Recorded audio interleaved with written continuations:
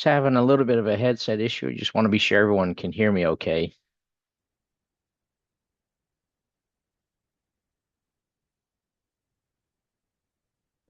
Yes, sir. We can hear you.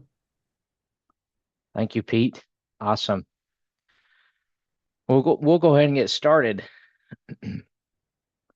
So this is week three in a short 5 week series on occupational exposure assessment. I'm calling it a coaching series. I do anticipate today being a lot more interactive than the last 2 weeks. That's my goal typically, is I want to make this interactive, and I hope there's an opportunity for everybody to uh, to put your what you've learned to the test. So we'll go ahead and get started here. A quick overview of the series. So in week one, we talked about exposure assessment in general, and we did a brief review of statistics. At least I'm imagining it was a review for most of you. I'll highlight the key ideas from that review here in just a moment. And then last week we talked, or 2 weeks ago rather, for our second week, we did a quick introduction to exposure decision analysis, and we went over a rule of thumb that AIHA has come up with for quick calculations in the field. For example, when you may not have the tools available to you and you're trying to make a quick judgment, you can use the rule of thumb, although obviously we don't want to make major decisions based on that sort of estimation. We're going to use the tools that we're going to talk about today, which is week three. In 2 weeks, we'll talk about interpreting our results and what does it mean. And then finally, we'll talk about using the exposure rating and control categories that AIHA has provided to to determine what sorts of controls we ought to be using for our situation. I want to keep promoting AIHA's free course here. In case you haven't seen it or taken a look, I highly recommend it. It's a 9 hour course. It is free, 100% free. You will have to create an account, but you do not have to be a member of AIHA. So you'll need an email and a login. But again, you won't have to pay for that. It is 100% free. They have they have several practice questions, a little practice exam for you to do. They do ask you to fill out a course evaluation when you're done. You will get a certificate. So if you need CEUs, it's great. I am promoting it just because I really like this initiative from AIHA. I think it's very important that we as industrial hygienists, environmental health and safety professionals, equip ourselves with these sorts of tools so we can make better decisions about where we're at with our exposures. Along with that course is a registry exam that you can take and receive a credential, again, for free, 100% free. You will have to pass two short exams. The first one is 35 questions. It's focused more on conceptual ideas and the theory behind exposure decision analysis. And the second section is applied. Now, what we cover today will very much help with that second section, but I do recommend that if you plan to do the registry exam, that you take the full course from AIHA. So in January, there were 682. I know that number has gone up because students in my Tulane University class have to take this exam as part of the course that they're in. In my course, I make them take it. And so I know that number is higher as of now. It's probably reaching around 700. So it's still that's a nice number, but it's not enough. I would like more people to be credentialed. So a quick review of the statistics that I mentioned, and we covered this in more depth in the week one video. So two things that are really important to understand here: the difference between a population and a sample statistic. Remember that a sample is just a small subset of I'm going to use the word population here, but the idea is this: every worker, assuming they work 5 days a week and 50 weeks a year, they are exposed 250 days out of the year. We do not sample that many times. I don't have that many samples. I'm guessing no one else does. I've never heard of that. Uh, and the hypothetical that we presented in week one was that, let's say we get 5 samples for one worker, which I think is being generous most of the time. We still don't know what they were exposed to. This individual was exposed to the other 245 days out of the year that they worked. If we did, we would have population level statistics for that worker. We would have every exposure during the year. The thing is, for population level statistics in industrial hygiene, we would need to know what every exposure is for every worker in the SEG, the similar exposure group. We would need to have every single one of those on every single day for the entire year. We don't have that. And I don't think anyone does. If you don't have it, you're normal. You are just like everyone else.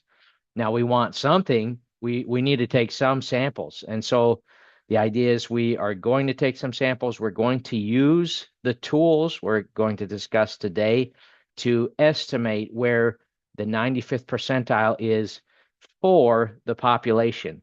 We can calculate and know exactly what the 95th percentile is for our sample. But what we really want to know is, where is that for our population, for all of our workers every day? And the tools help us estimate that. So the 95th percentile would be somewhere, I don't know, somewhere over here on my little log normal distribution here.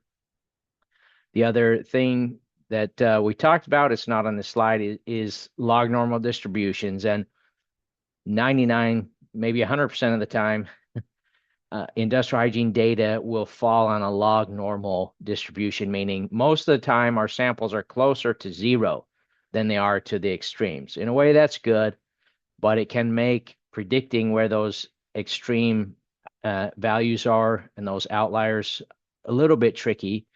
Still, though, I think we'd rather have more samples close to zero than the alternative. So that's a quick review of the most important statistics.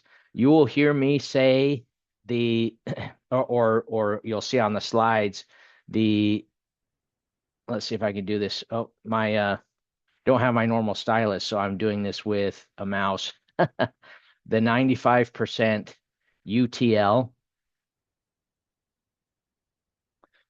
If you see that, I am referring to the 95% population, 95th percentile, excuse me, for our population. And from AIHA, you'll see different things. You'll see different ways of referring to the same statistic. That's what I'm referring to. The 95th percentile for our population, or the 95% UTL, that is what we're after with these tools. And one last little bit of review. This is AIHA's exposure rating and control categories.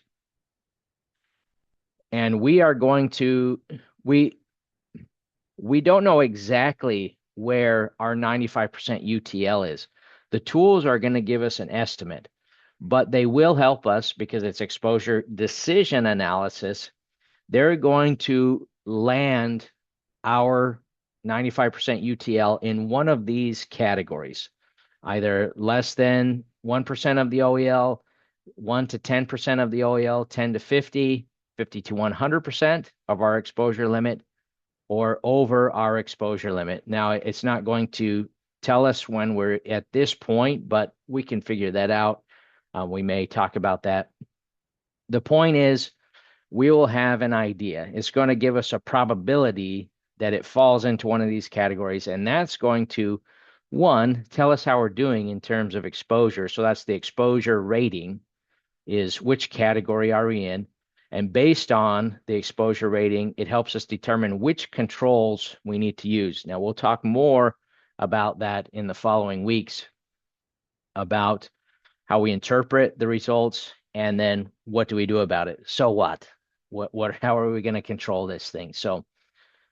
So quick overview for today. I'll cover our objectives. And then I'm going to share a link for Expo Stats. You could use it on your computer or on your phone, doesn't matter, but I would recommend that you follow along with us. I'm going to briefly review the steps for analysis, and then we'll walk through several case studies. And again, I recommend that you go ahead and follow along for that. We'll then review. At the end of this module, participants will be able to demonstrate how to enter data into ExpoStats, evaluate similar exposure groups using the geometric standard deviation and the quantile plot. So we'll take a look at that. What the heck are those? We'll look at them and determine the exposure rating and control category based on our outputs from ExpoStats. So there are multiple tools available.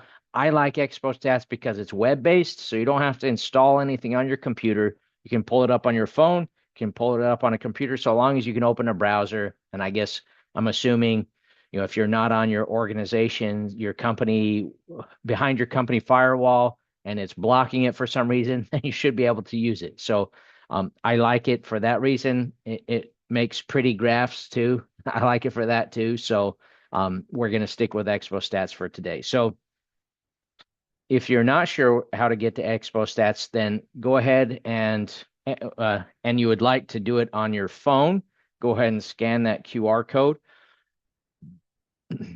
and or you can follow that shortened URL. Let me share a link here for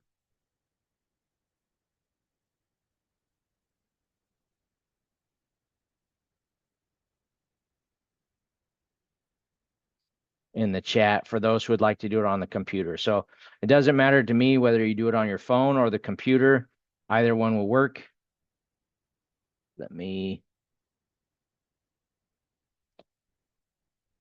So if the link lands you, well, I'll show you here in just a moment.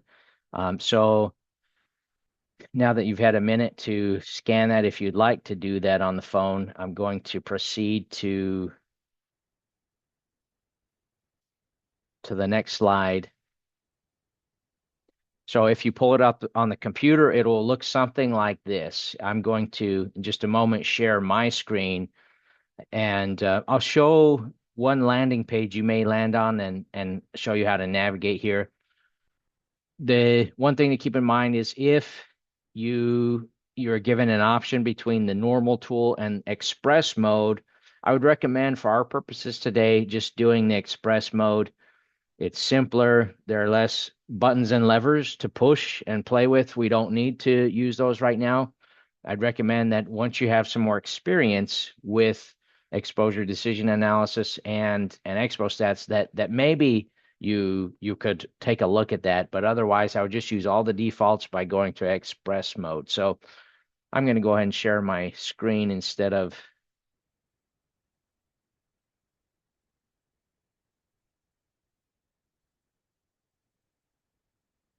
So let me show a screen you may get to. I have it bookmarked.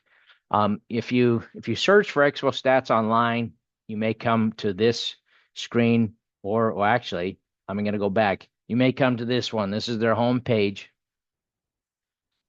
So if you come to the home page and you get the picture of people on the computer and stuff, on the upper menu, it says Home and then Interpretation Tools. That is where we want to go. So that second option, Interpretation Tools, is where I'm going to click. And then it gives me three different tools. Today, we're going to focus on Tool 1. And so I'm going to click on that. It gives me an option for Tool 1 Regular and Tool 1 Express. I want to use Tool 1 Express. So I'm going to click on that.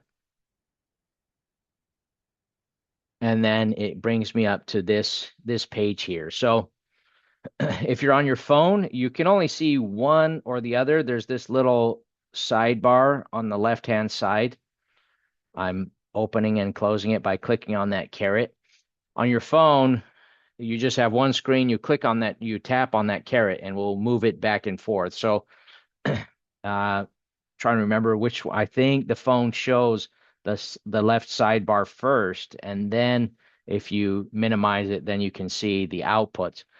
So we're gonna play with this right now and just see what happens. So I'm gonna leave all of the defaults in, and I'm going to hit submit.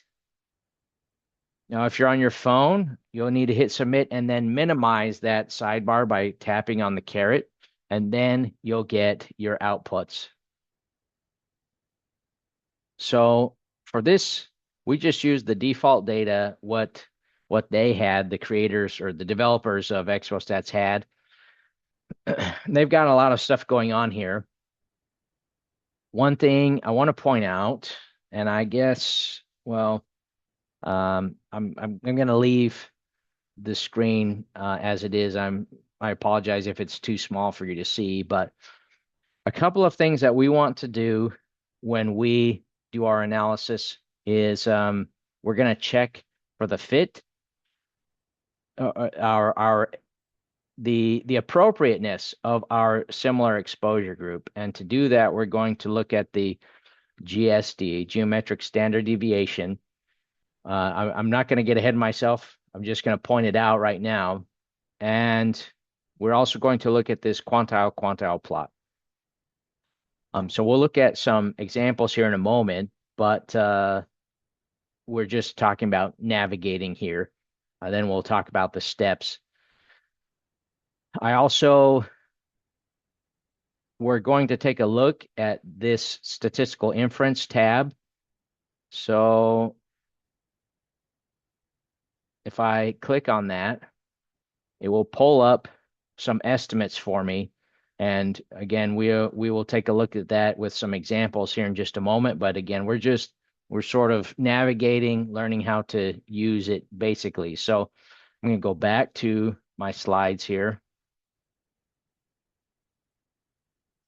So this is where we're at when we have the left sidebar pulled up. These are the two places we're going to enter data: our exposure limit on that top line, the top field, and all of our samples for our similar exposure group in the measurements section. And let's see, I don't remember if there's a limit. If we have hundreds or thousands of samples, then we might push the tool to its limit. I'm not sure, but typically we're using this in the context of a smaller sample size. So quick review for the steps for analysis.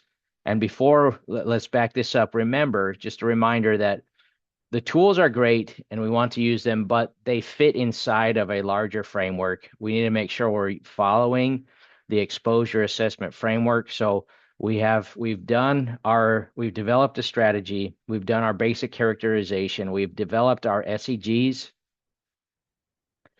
we have our decision statistic, which is our 95% UTL.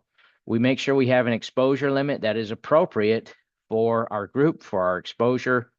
We make sure we have a good exposure question. So more so in the past, but I have been guilty of putting the cart before the horse, so to speak, and sampling before I have a goal or a question or a strategy, etc., and collecting data, which is great, but not having a strategy, not having that well defined. So it's important to have that well defined before. Make sure you have a good strategy, you have good monitoring methods, the right sampling equipment, the right analytical method.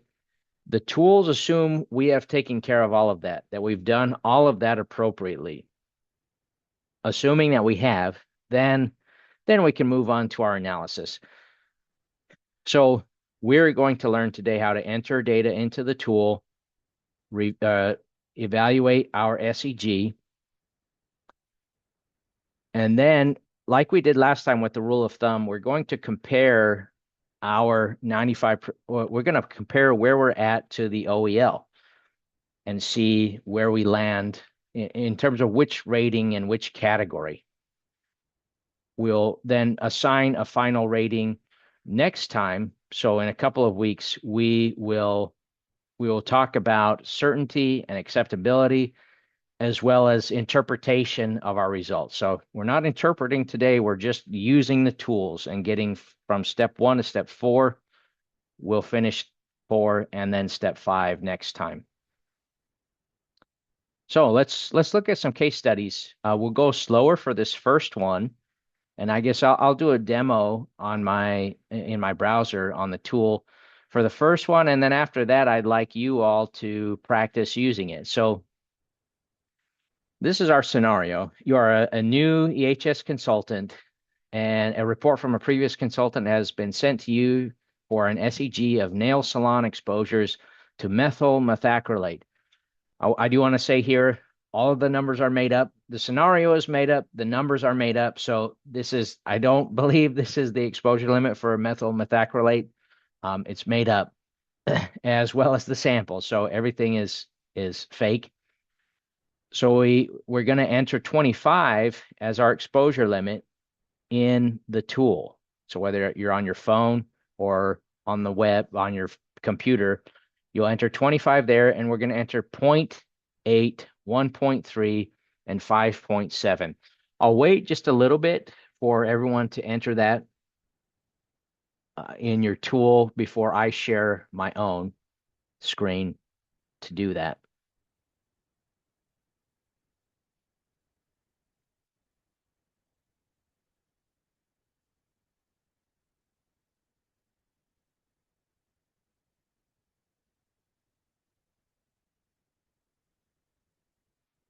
So I'll share my screen. If you didn't quite have a chance, you'll see the values I input as well.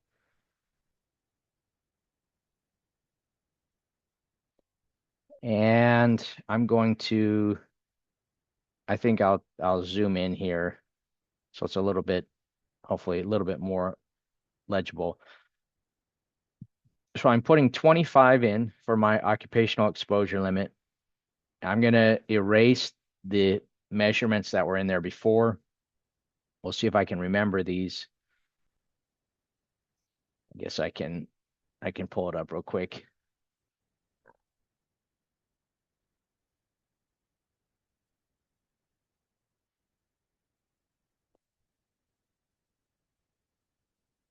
One 1.3 and 5.7.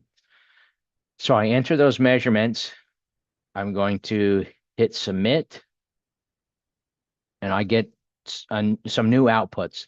So I'm zoomed in a little bit too much to see the geometric standard deviation there. So I've got 2.78 here, and then my quantile plot that I want to take a look at.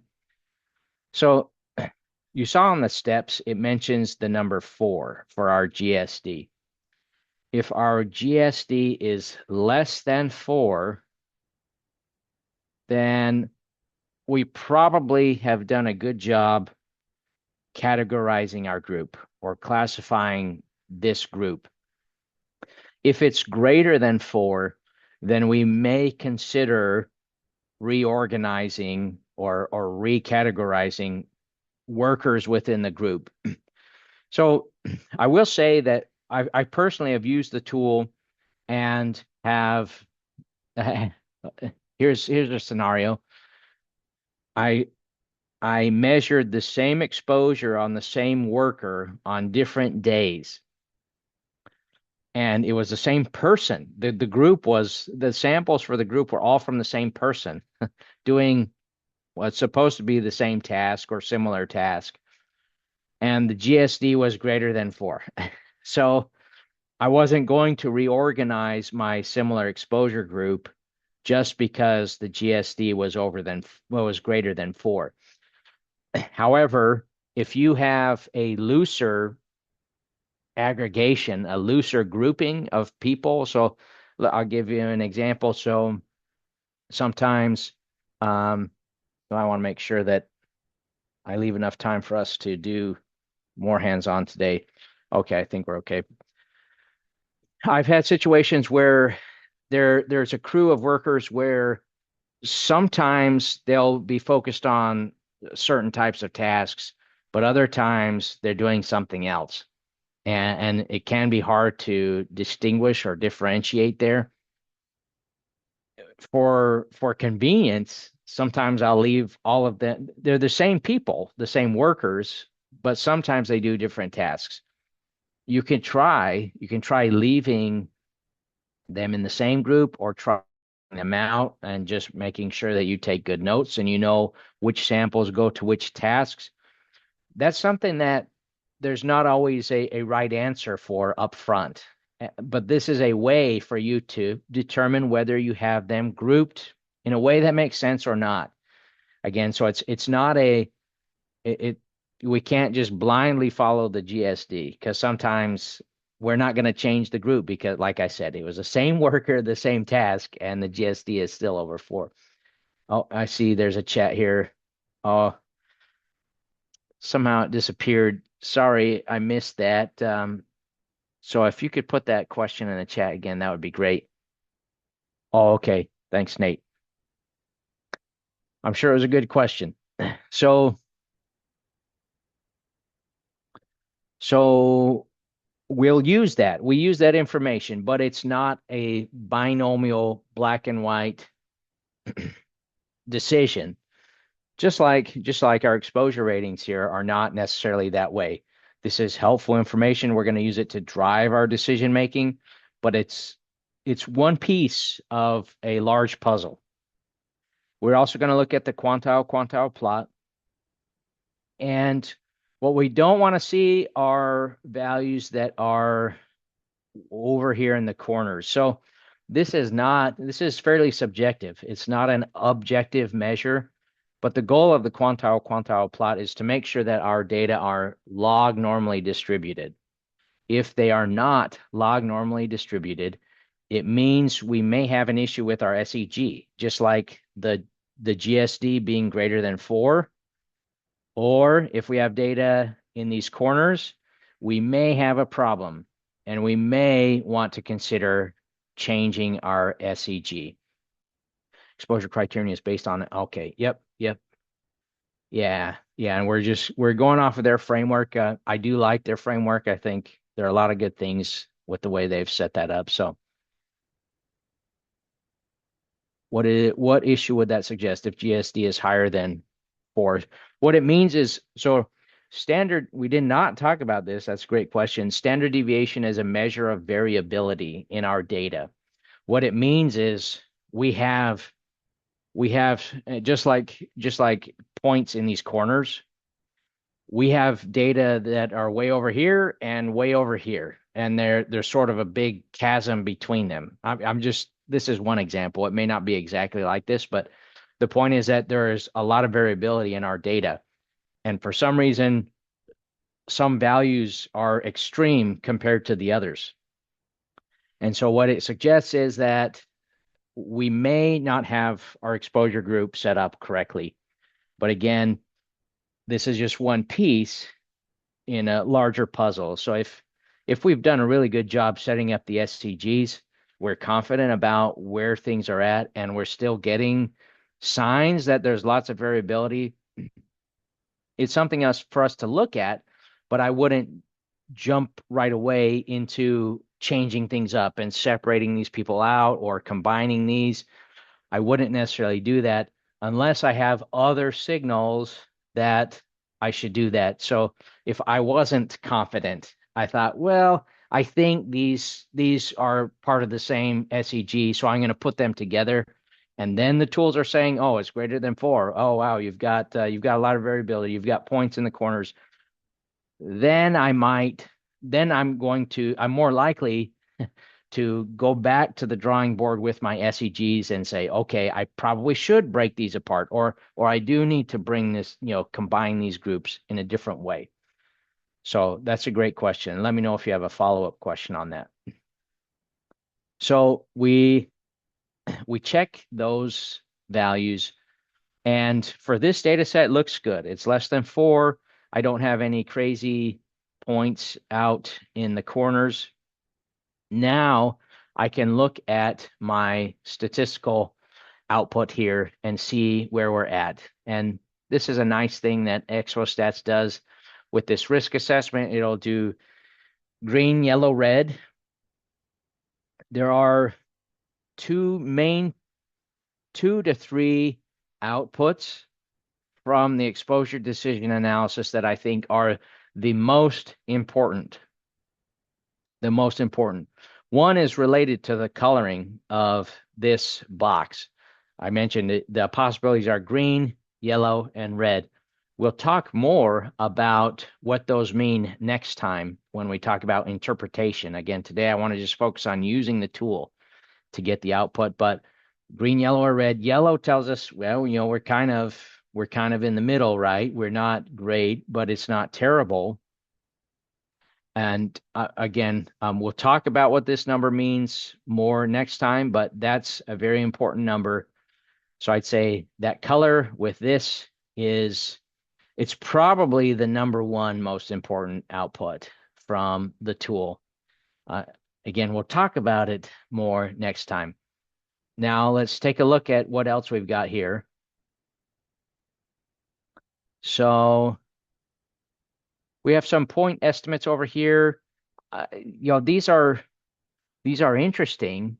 These are good, but at least for communicating with supervisors, workers, managers, etc., whoever our exposure group is, whoever the stakeholders are, I'm probably not going to be communicating these values. I might be recording some of these, and we'll talk about them more next time. But to communicate to workers or supervisors, managers, I'm probably not worried about that.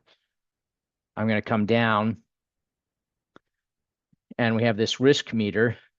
And so that blue line is pointing at the 17.3%. Could be a little misleading. That red arrow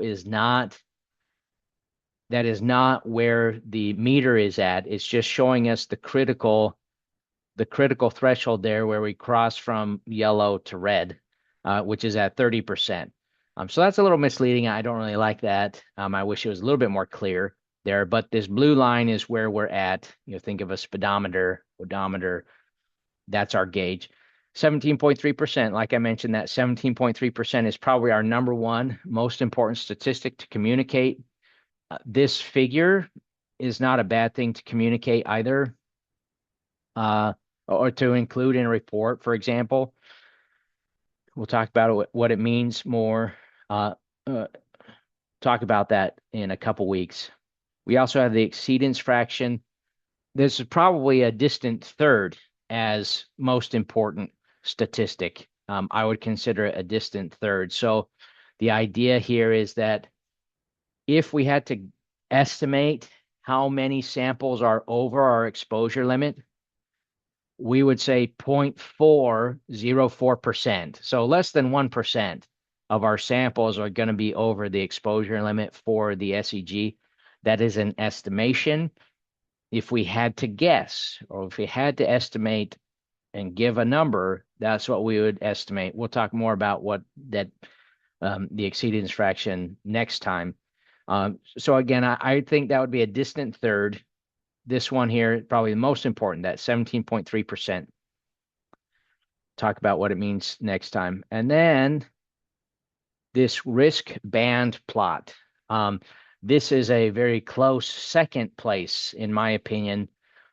And I'm not sure which one, is the 17.3% or the exposure rating and control category more important. I'm not sure, but those two are very close, neck and neck in terms of first and second most important. And you can see here, now the categories are not labeled, but I guess we're doing a little bit of the interpretation, a preview for next time. This is our category 0, 1, 2, if I can do that, 3, and 4. So you can see that the greatest probability is that our 95% UTL is right here. I'm sorry for that. I'm doing it with the mouse. I don't have my my my tablet, my writing tablet. So this is very important. I guess a preview for next week that tells us that there's a 17.3% chance that the 95% UTL falls in category 4, which we don't want, right? We don't want that to be above our exposure limit. We want it to be below that point. Our exposure limit would be the blue line I just drew. So there's a 17.3% chance it's above that, but it's most likely here in category 2. If that's really where we're at, that's great. We're 62.3% confident. That's where it is. We'd like to be more confident that it's at that point, and we'll talk more about that later. So those are the things that we're looking for. We'll talk more about interpretation and using the results next time. I'm going to go back to my slides. We'll walk through here. Oh, let's see. Nate asks, is the variable P calculated in the risk meter just probability? Great question. And sorry, I didn't see your question earlier. Yes. So that 17.3% means we're 17.3% confident, or there's a 17.3% chance probability that our 95% UTL, or a 95th percentile for the population, is above our exposure limit.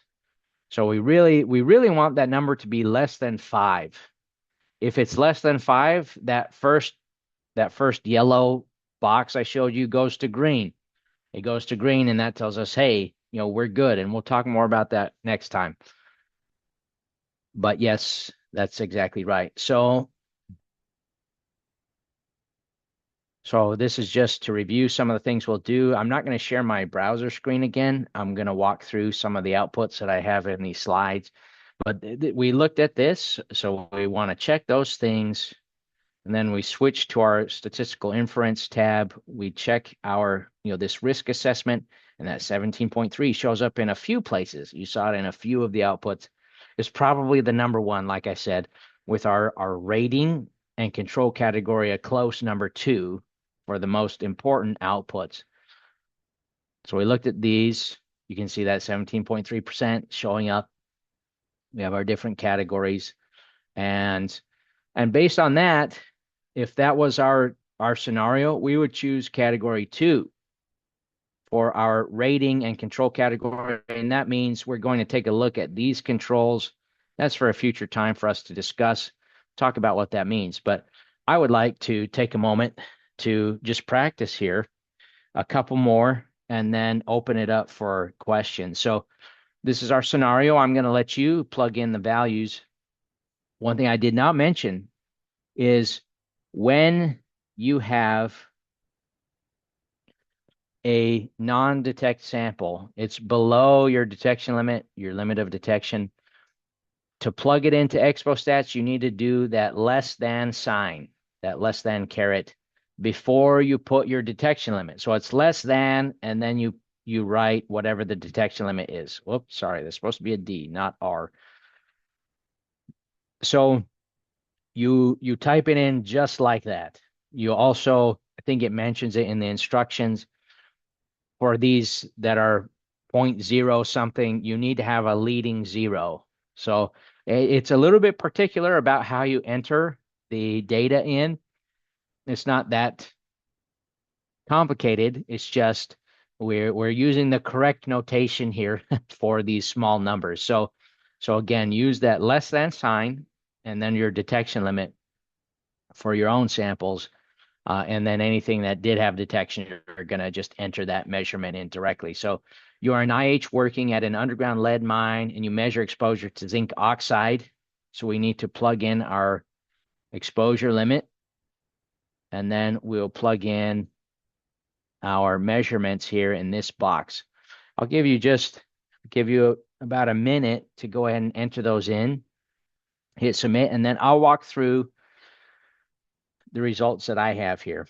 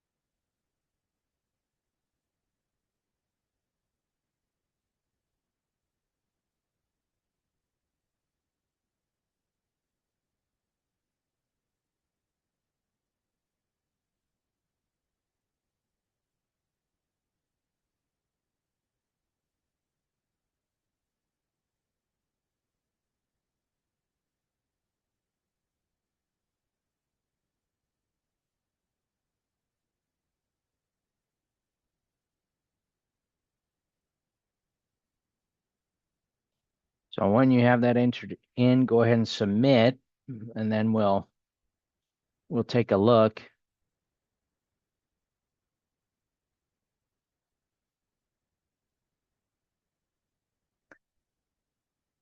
So I see the GSD is 2.5 basically, which is good. That's a good number. So that indicates, or that suggests, suggest was a good word. Nate used that before. It suggests that our SEG is good, that there's not too much variability and that we could keep it as it is for now. On this quantile plot, you'll see that when you have non-detect samples, they show up in this pinkish salmon color. Not sure what color to call that, but I guess I'd call it salmon. Uh, and they'll show up well, way down in this bottom left corner.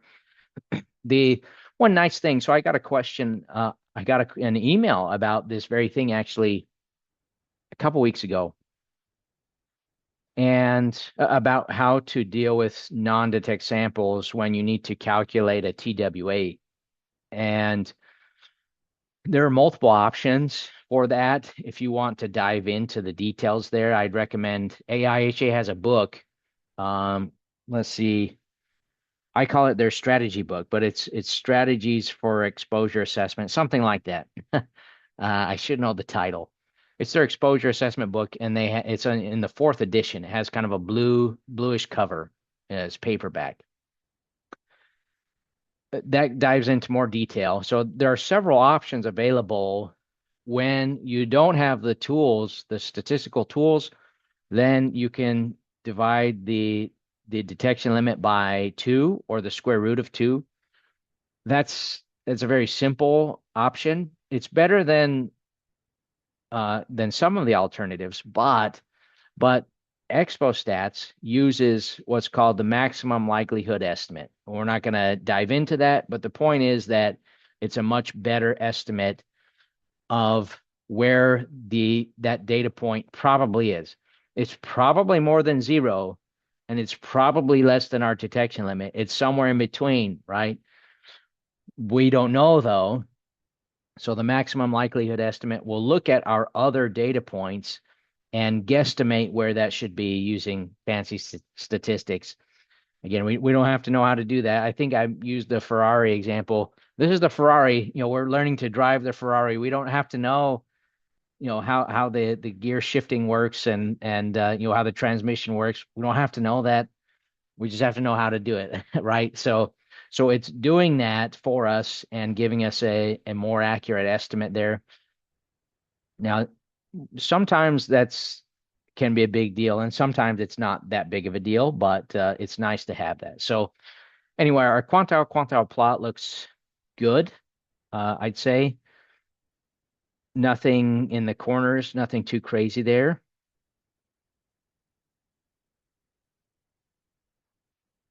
And for some reason, my drawings, okay, they weren't going to go away. Okay, now this box is red. That's not good. And this is saying 68.8%. Talk about the interpretation more, but we know that's bad because the box is red. We see our risk meter is well into the red. We know that's not good. We don't like that. Again, there's that 68.8%.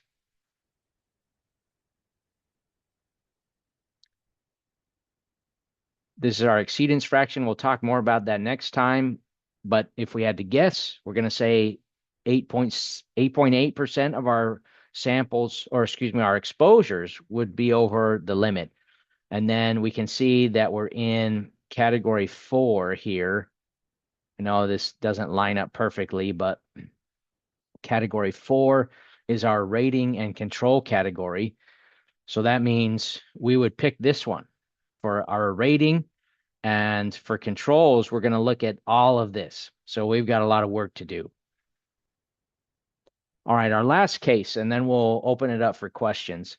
A plant IH identifies an SEG of welders who routinely weld stainless steel, have hexavalent chromium exposure. Like before, all the numbers are made up. Go ahead, including the exposure limit. The exposure limit for hexavalent chromium is much lower than zero point 0.2 milligrams per cubic meter. It's one you could probably, you could measure in nanograms if you wanted to. Anyway, not milligrams, but zero point 0.2 milligrams per cubic meter. And these are our samples. Go ahead and enter those in to the tool and hit submit.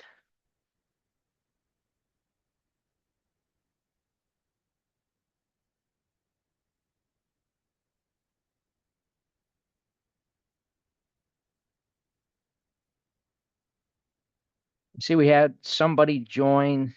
So I'm going to share the link to the tool again in the chat in case you're trying to catch up. We're taking these values and we're going to enter them into ExpoStats in Express mode. We hit submit, and then I'm going to walk through some of the outputs. And in a couple of weeks, we'll talk about the interpretation. But I've sort of highlighted what are, in my opinion, the top three most important outputs of interest for us.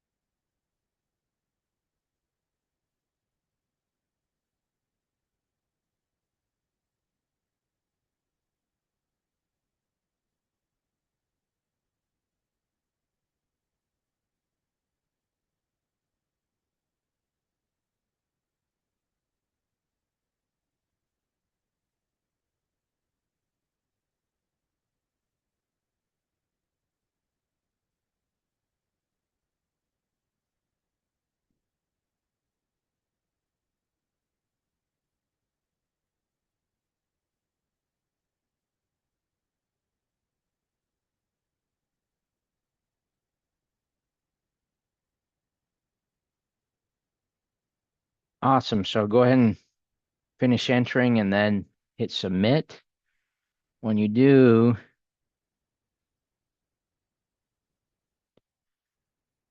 should get the something that looks like this. So again, our GSD is pretty low. I talked about this before. If it was greater than 4, I would weigh it against what I know about my SEG and the process I went through to form that. So it may be, I'm going to throw out another hypothetical. Let's say I feel confident about my SEGs, but I don't know that much about the different tasks that they do during the day. And it may mean that I need to do a little bit more investigating to figure out, are there different types of jobs or tasks that they do that I don't know about? And on some days, I think they're doing one thing, but they're doing something else. That's a possibility. And if so, I may need to separate the tasks or the jobs. I may be okay leaving them for now, but yeah, that's something that we'll want to weigh against the other information that we have.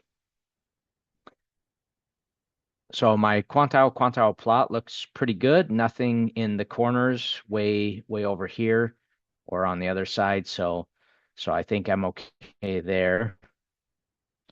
And this one's green. That's good. Green is good. We want to see green. We see it's a small number, less than 1. We see on our risk meter, we're way down here, less than 1, that P. So the less than 1% chance that our 95% UTL is above our exposure limit. So we feel pretty good about that. If this is the result that we get, we should feel pretty good. Look at our exceedance fraction. So you can see all of these are the estimated exposures. So if we were to take samples, we would anticipate them being down here somewhere, well below our exposure limit, and that's great. That's where we want to be. We can see that the most likely category is category 1. I know these aren't lined up perfectly, and we're pretty confident it's category 1.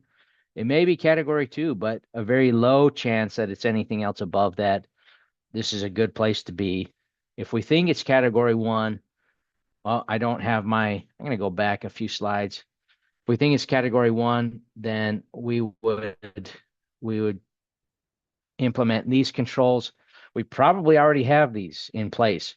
We may want to think about improving them or uh, for example, reviewing SOPs more frequently, maybe training people more frequently, maybe increasing the signage or access to SDSs or whatever it may be. We may want to increase the robustness of these controls, or maybe we feel like we need to move down into category two and do some of these things. Those are things that I might consider if I got this result in this case. So we learned how to use Expo stats and enter the data. Remember, if it's non-detect, then we have to do less than and whatever our detection limit is. We did a quick review for steps of analysis. So we're going to enter the data. We're going to compare we're going to look at the GSD and our quantile plot. Then we're going to figure out where our rating is. So we did all of those things. We looked at some case studies. So I want to open it up for questions here.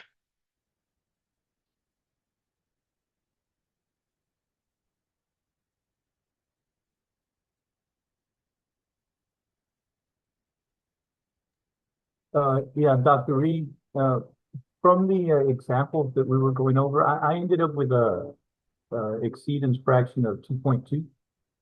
Um, and so my risk assessment was a little bit different than what was on the slide, but I just want to make sure I didn't jam up the measurement inputs. But Which case was that uh, for?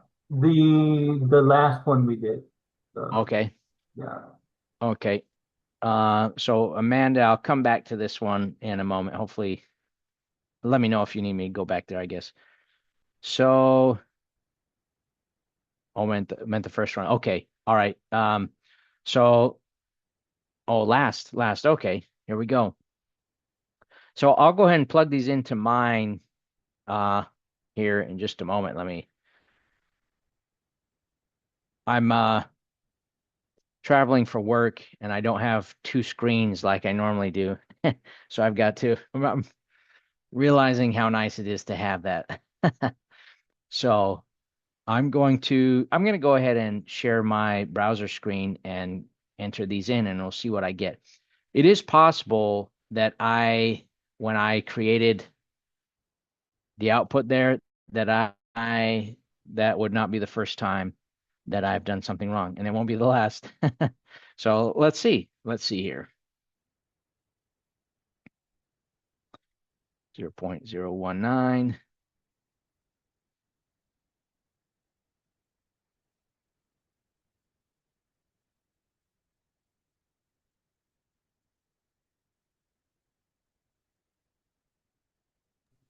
That may be possible, Doctor, because when I was looking at the scatter plot, mine looks completely different. And I think that I input everything correctly. So So this does look different. 2.12, that's similar, but I trying to remember what my thing showed exactly. Let's check.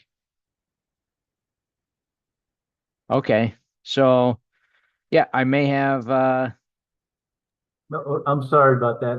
I thought I had goofed something up. no, it's good. This lets me know that I must have shared the wrong. I'm checking that again. The wrong I did something wrong. Did something wrong. So thanks for pointing that out. And let's go back here. Amanda, let me know if you need more time on that. No, I had the same issue that he did. So I was coming up with the same thing. I thought maybe I input them incorrectly. That looks like a operator error here. Huh. So, yeah, it looks like you're doing it right. And I I don't know what I did. Who knows? I may have had I put in the results from a different case or something. So thanks for pointing that out. Other questions or comments? Um, uh, so if you have one, please interrupt me or put it in the chat. There was a question last time, a great question about the geometric standard deviation for extreme values and whether when you should consider something an extreme value. Yeah, how do you define that basically? And I couldn't remember, I could not remember the number exactly. I had suggested somewhere between 3 and 4 geometric standard deviations from your geometric mean. I did go ahead and look that up, and it is actually it's 3.5. So I was close, but 3.5. So NIOSH recommends using that as a definition for an extreme value. If something is 3.5 geometric standard deviations away from your mean, consider it an extreme value and you should investigate. So that doesn't mean throw it out. It doesn't mean, it doesn't tell us what to do with it, but it means we need to investigate. Was there tampering? Was it, was something really different that day? We got to try and figure that out.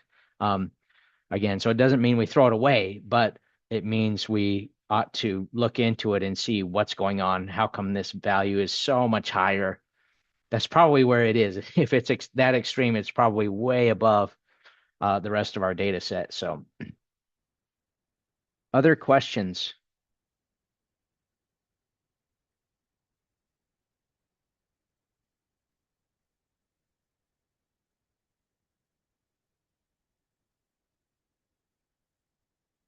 I appreciate the participation and all the great questions today. That was awesome. I I did not do a good job of putting this up on LinkedIn, and so I went ahead and I put the next 2 weeks on there. I know those who register on for Zoom, I think you can download a calendar invite, but after this, I'm planning on doing a small series on respirable crystalline silica. And I think it'll be 5 weeks as well. So I wanted to set this foundation and then we'll talk about how, so my background is mining. I do a lot of dust and noise sampling. So I want to talk about silica. And I think, I get questions about it. So look for that. If you are ever sampling for silica or you think you will need to, that's I have you in mind for someone who would either like to improve or maybe you don't know what you're doing and you'd like to learn how. It's not quite as good as hands-on, but I would like to make it as good as it can be for being online like this. We'll use a case to walk through the process from start to finish and what that looks like. So thank you for sharing that, Larissa. Yeah, you're very welcome. So in 2 weeks on what is that? The 25th of March, we'll do this again. So again, I appreciate you and I hope you have a good one.